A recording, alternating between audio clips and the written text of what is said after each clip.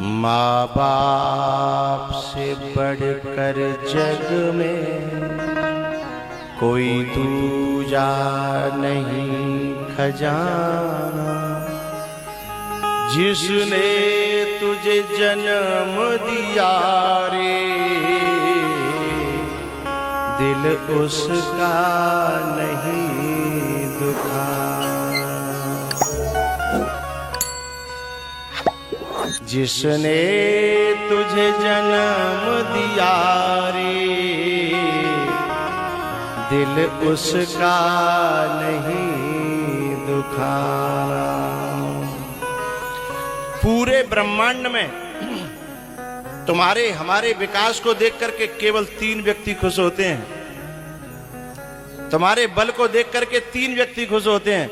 उसमें पहली है माँ, दूसरा है पिता, तीसरा है गुरु। ये तीनों तुम्हारी तरक्की देख करके खुश होते हैं।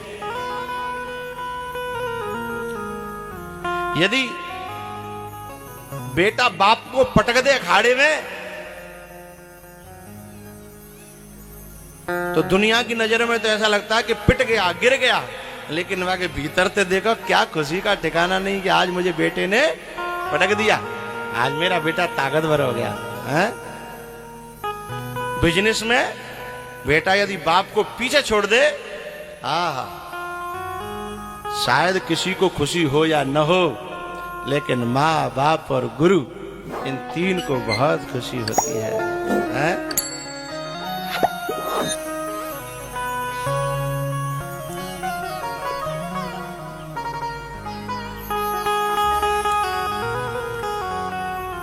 जिसने तुझे जन्म दिया रे दिल उसका नहीं दुखाना। माँ बाप से बढ़कर जग में कोई दूजा नहीं खजाना। जिसने तुझे जन्म दिया रे दिल उसका नहीं दुखाना। मैं महात्मा हो गया हूं, मैंने वेश ले लिया है, मैंने गेरुआ कपड़े पहन लिए हैं, लेकिन अभी भी कभी माँ आती है ना, मेरी माँ, पहले तो मैं पांव छूंगा, पांव छूने के बाद फिर मैं उसकी खोपड़ी पकड़ के ऐसे खोपड़ी लड़ा देता हूं, और फिर उसकी खुशी का ठिकाना नहीं है। ये कुछ मांगते भी नहीं है, ये कहते हैं कि तूने खेल ले, कूद ले, लड़ ले, नकमो तो उद्यम कर ले, और वही में माँ बाप खुश हो जाते। बताओ, इतना सस्ता देवता कहीं मिलेगा? इनसे थोड़ा सा उद्यम कर लिया करो। अपनी बाबूजी गिरी छोड़ के या कोट पेंटन फेंक के या बड़प्पने छोड़ के नेक विनय के संग लड़ ले, उद्यम कर ले, मौज ले ले। बाप से डर लगे तो मम्मी के साथ करो, माँ के साथ कर लो।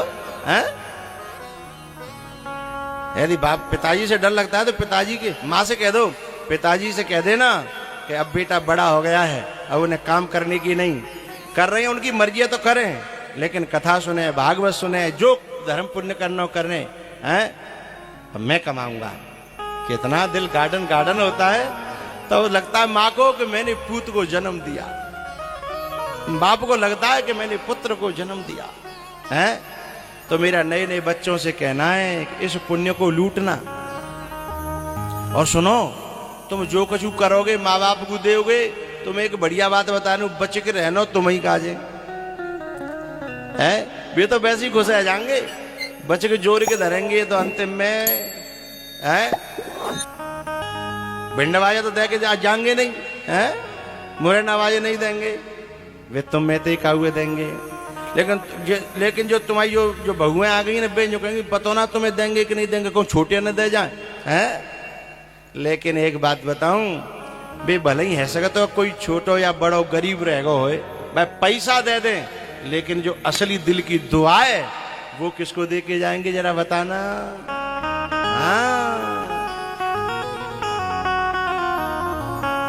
जिसने तुझे जन्म दिया रे, दिल उसका नहीं दुखाना।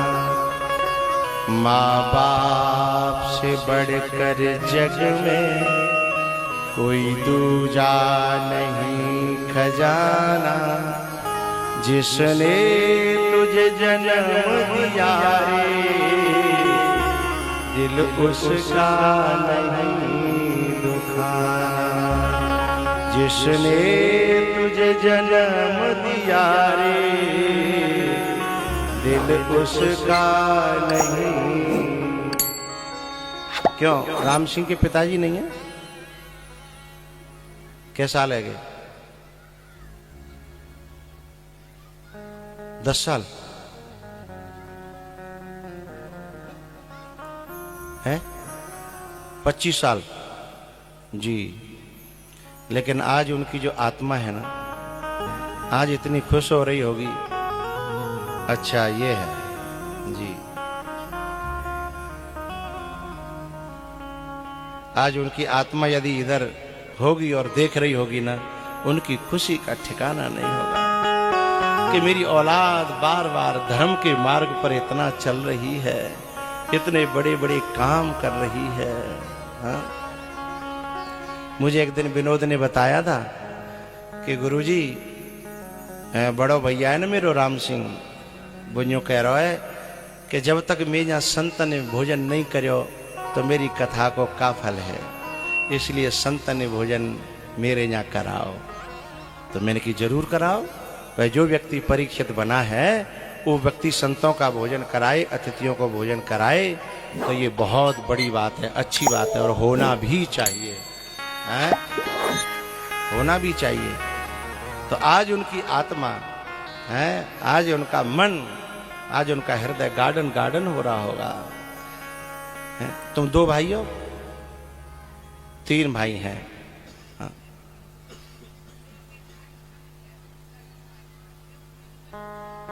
अच्छा अच्छा हाँ।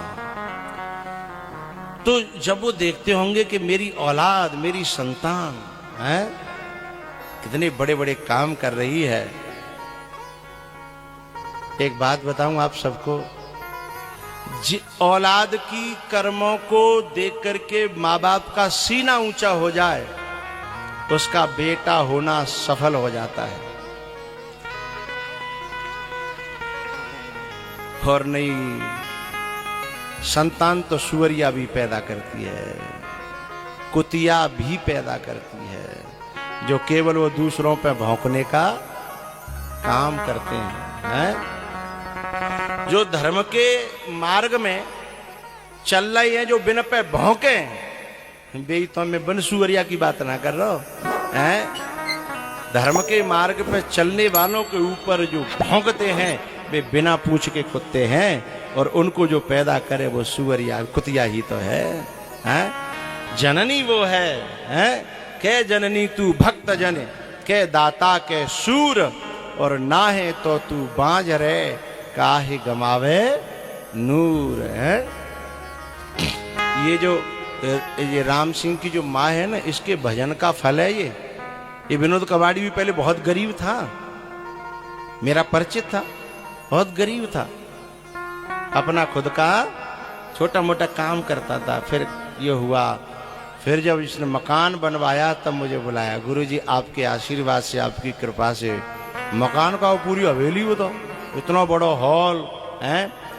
फिर उस समय धर्मेंद्र कथा कराता था, तब भी वो कहता था संतों को मेरे यहाँ, अतिथियों को मेरे यहाँ। फिर मैं शाम को वहाँ अनुमोदन करने जाता था, है ये सब भगे भगे चली आमदी है कि चलो रात में अनुमोदन होगा, है ना। तो ये इसकी तुलसी की माला का प्रभाव है?